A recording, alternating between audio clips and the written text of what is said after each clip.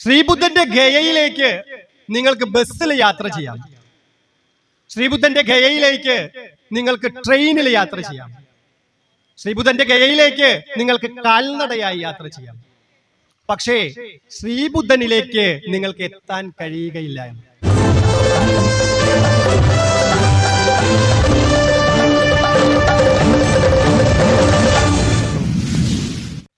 യുവകലാസാഹിതിയുടെ വർഗീയതയ്ക്കെതിരെ സാംസ്കാരിക പ്രതിരോധം എന്ന സംസ്ഥാന വ്യാപകമായിട്ട് സംഘടിപ്പിക്കുന്ന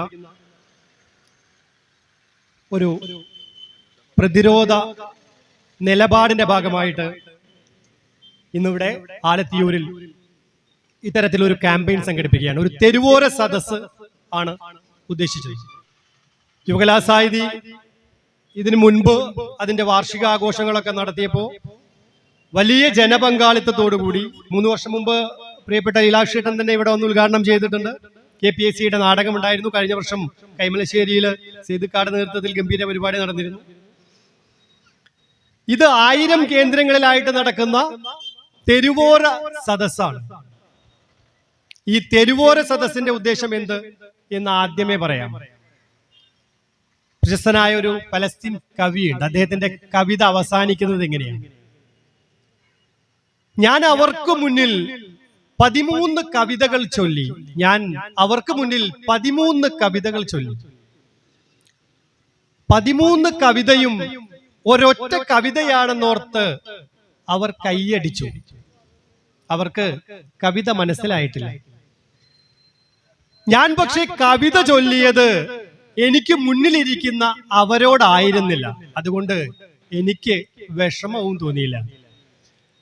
യുവകലാസാഹിതി സംസ്ഥാന വ്യാപകമായിട്ട് സംഘടിപ്പിക്കുന്ന ഈ വർഗീയതയ്ക്കെതിരെ സാംസ്കാരിക പ്രതിരോധ പരിപാടി കേവലമായിട്ട് ഈ സദസ്സിന് മുന്നിൽ, ഈ വേദിയിലിരിക്കുന്ന സദസ്സിലിരിക്കുന്ന ആളുകളോട് മാത്രമല്ല, മറിച്ച് നമ്മളെ കേൾക്കാത്ത ആളുകളുടെ ചെവികളിൽ കൂടി ഈ ഒരു സന്ദേശത്തിന്റെ ജ്വാലകൾ ഇങ്ങനെ മിന്നി മറയണം, അല്ലെങ്കിൽ ഈ സന്ദേശം അലയടിക്കണം എന്ന സതുദ്ദേശത്തോടു കൂടിയാണ്.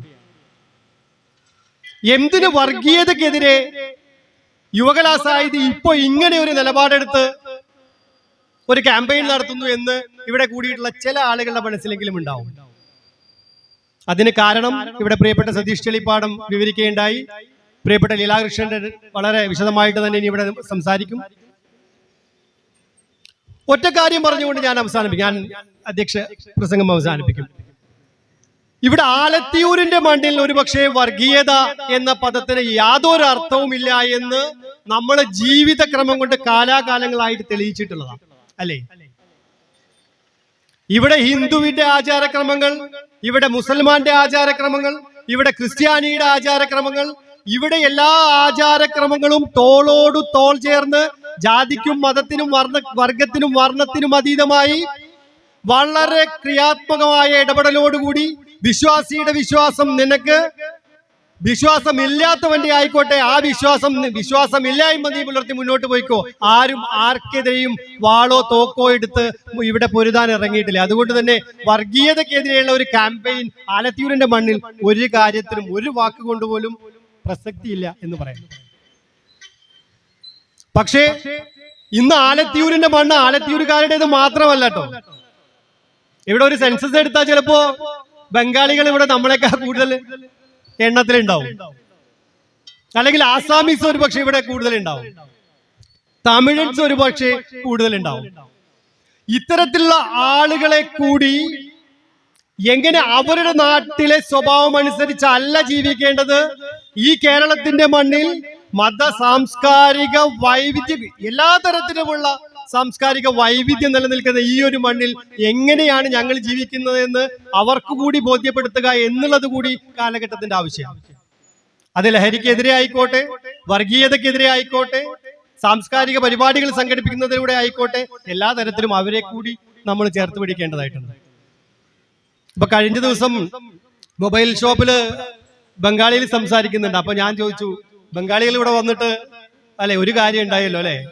അപ്പൊ അദ്ദേഹം പറഞ്ഞു, ഒരു കാര്യമല്ല, ഒരുപാട് കാര്യം ഉണ്ടായി. എനിക്ക് തോന്നിയ ഏറ്റവും പ്രധാനപ്പെട്ട കാര്യം ഹിന്ദിയും ബംഗാളി പഠിക്കാൻ തുടങ്ങി എന്നുള്ളതാണ്. അപ്പൊ നമ്മുടെ നാട്ടിൽ ജീവിച്ചു പോകുമ്പോ ഇപ്പൊ ഇവിടെ ബംഗാളിയും ഹിന്ദിയും അല്ലെ അറബും ഉറുദും സംസ്കൃതവും ഒക്കെ പഠിക്കേണ്ട ഒരു സ്ഥിതിവിശേഷത്തിലേക്ക് കാര്യങ്ങൾ പോകണം. നല്ല കാര്യം തന്നെ. പക്ഷേ അതിനിടയിൽ കൂടി വർഗീയത എന്ന് പറയുന്ന വളരെ വിപത്തിനെ ബോധപൂർവമായി നമുക്കിടയിലേക്ക് ആരൊക്കെയോ ഇഞ്ചക്ട് ചെയ്യുന്നുണ്ട് എന്നുള്ള സത്യം നമുക്ക് കാണാതിരിക്കാനാവില്ല എന്നുള്ളതാണ്.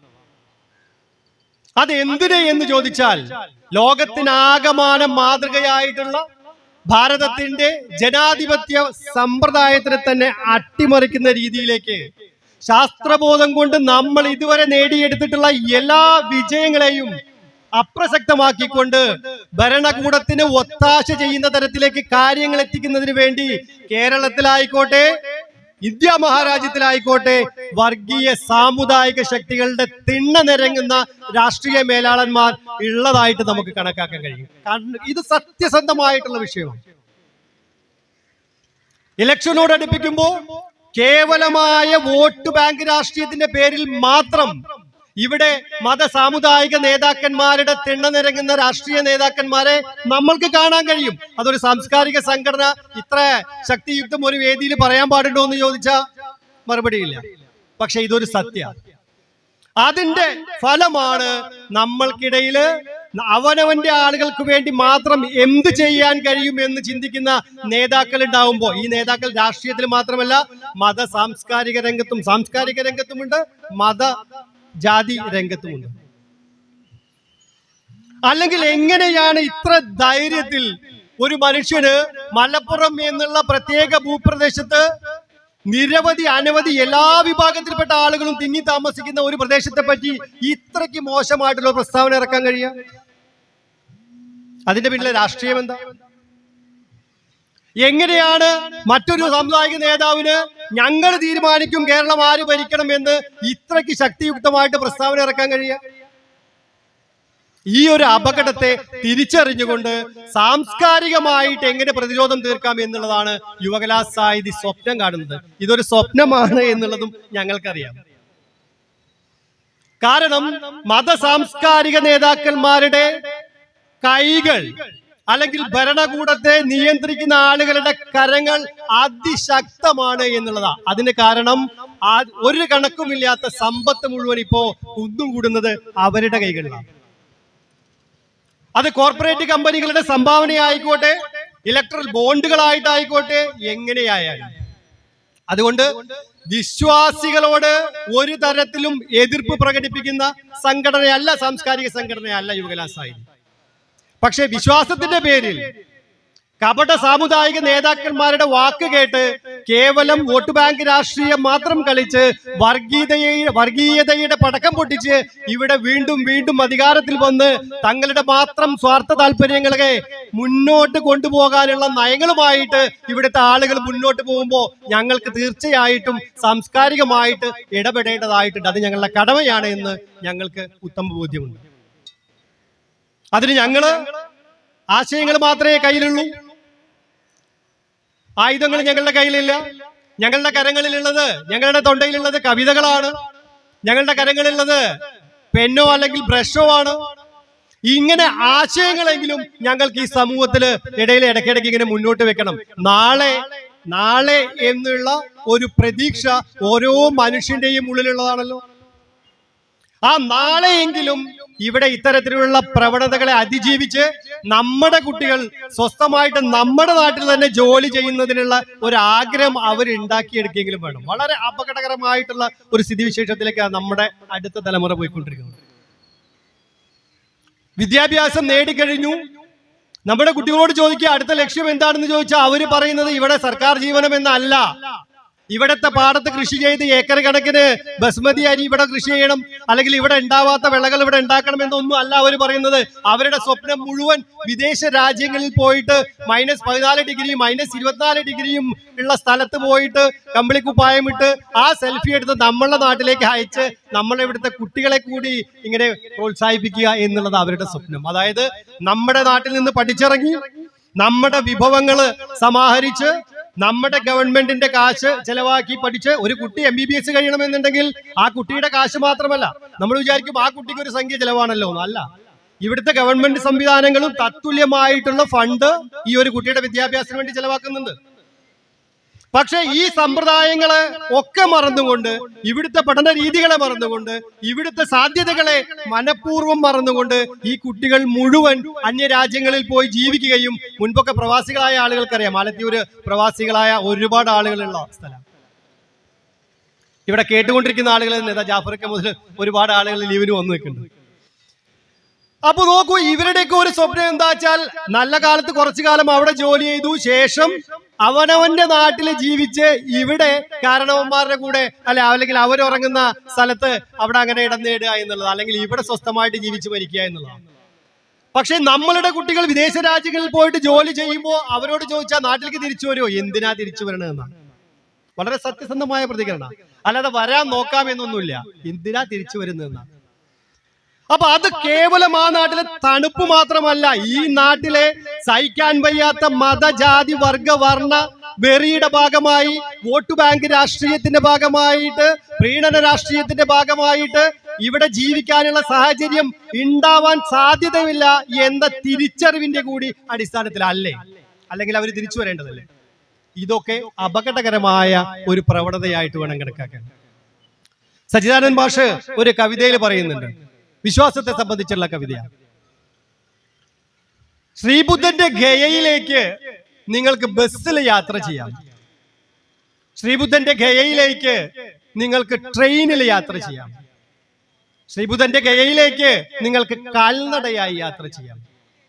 പക്ഷേ ശ്രീബുദ്ധനിലേക്ക് നിങ്ങൾക്ക് എത്താൻ കഴിയുകയില്ല എന്ന്.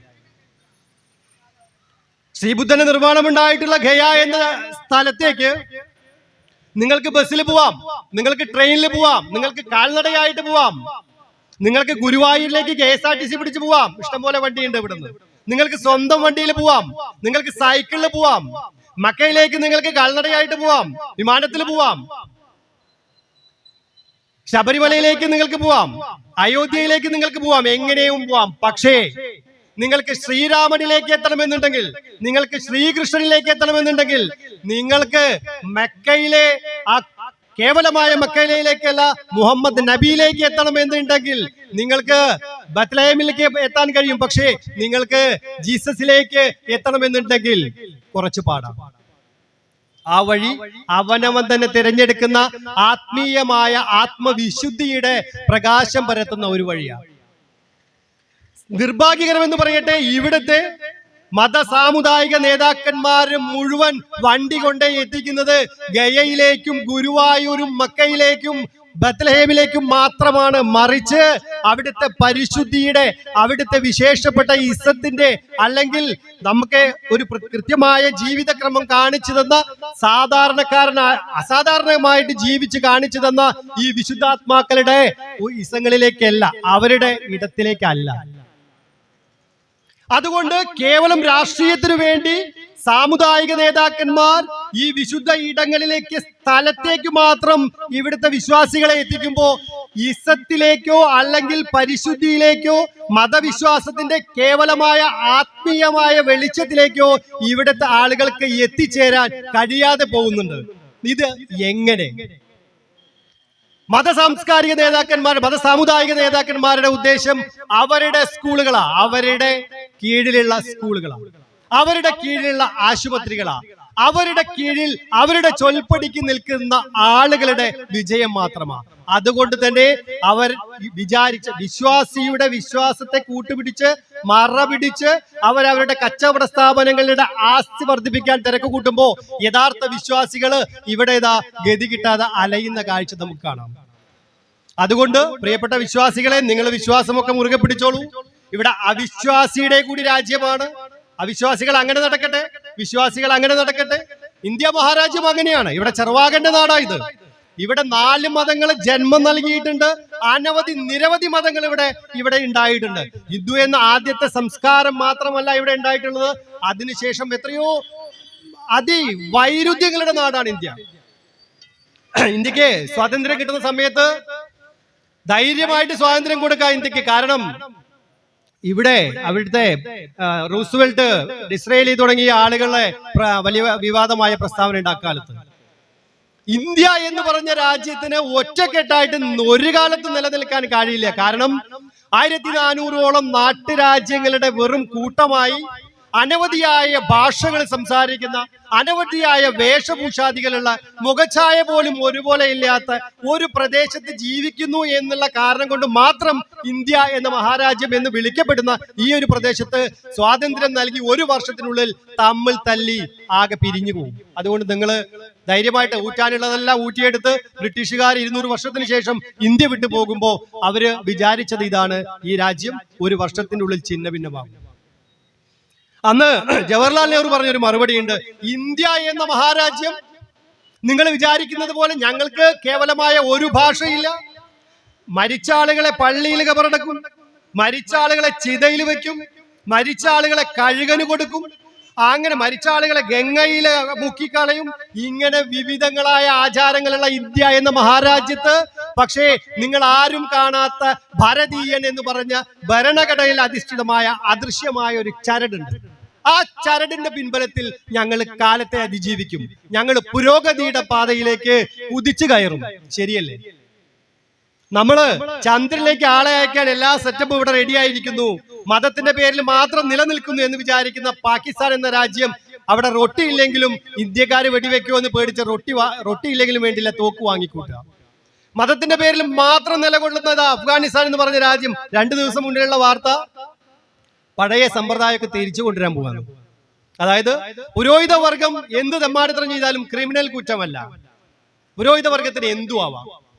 ബാക്കിയുള്ള ആളുകൾക്ക്, സാധാരണക്കാരായ ആളുകൾക്ക് അവര് കുറ്റം ചെയ്താൽ മാത്രം ക്രിമിനൽ കുറ്റം. നോക്കൂ ആ രാജ്യത്തിന്റെ പോക്കെങ്ങട്ട, ഒരു സംശയം വേണ്ട. അവര് അമ്പിളിമാവിനെ താഴെ നിന്ന് നോക്കിയിട്ട് വട്ടം കൂടുന്നതും വട്ടം കുറഞ്ഞതും ഒക്കെ നാളുകൾ എണ്ണി ഇങ്ങനെ തമാശ കളിക്കുന്ന സമയത്ത് ഇന്ത്യ എന്ന മഹാരാജ്യത്തെ ആൺകുട്ടികളും പെൺകുട്ടികളും ഒക്കെ ഇതാ ചന്ദ്രനിൽ പോയിട്ട് അവിടുത്തെ വിഭവങ്ങൾ സമാഹരിച്ച് ഇവിടേക്ക് തിരിച്ചു വരും. ഇതിന്റെ പേരാണ് പുരോഗതി. ഈ പുരോഗതി കേവലം ഒരു വർഗം മാത്രം നേടിയെടുത്തതല്ല, വർഗീയതയുടെ കൂട്ടുപിടിച്ചല്ല, ശാസ്ത്രവിശ്വാസത്തിന്റെ കൂട്ടുപിടിച്ചാണ്. അതുകൊണ്ട് ഈ വർഗീയതക്കെതിരെയായിട്ടുള്ള ക്യാമ്പയിൻ ഇവിടുത്തെ സകലമാന ജനങ്ങളുടെയും പിന്തുണ യുവകലാ സാഹിതി അർഹിക്കുന്നുണ്ട്. കൂടുതൽ വിശദ വിവരങ്ങൾ പറയുന്നതിന് വേണ്ടിയിട്ട് ഈ ഒരു ചടങ്ങ് ഔപചാരികമായിട്ട് ഉദ്ഘാടനം ചെയ്യുന്നതിനും വേണ്ടിയിട്ട് പ്രിയപ്പെട്ട സംസ്ഥാന പ്രസിഡന്റ് ശ്രീ ആലങ്കോട് ലീലാകൃഷ്ണനെ, പ്രിയപ്പെട്ട ലീലാകൃഷ്ണേട്ടനെ ഏറെ സ്നേഹത്തോടെ ഒരിക്കൽ കൂടി ആലത്തിയൂരിന്റെ മണ്ണിലേക്ക് സ്വാഗതം ചെയ്യുന്നു.